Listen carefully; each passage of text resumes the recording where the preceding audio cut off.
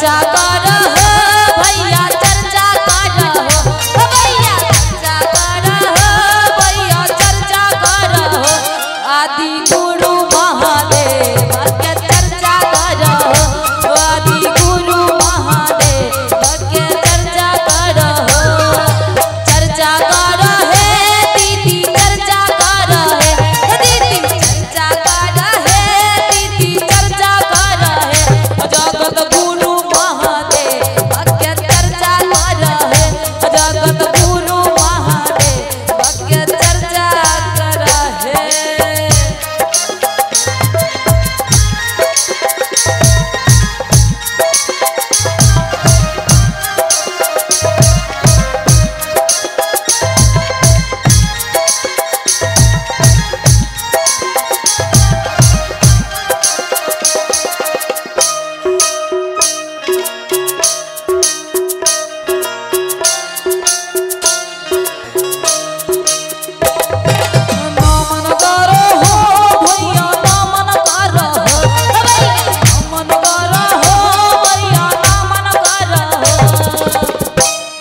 अच्छा, तीनों विधा का पालन कौन कौन करते हैं?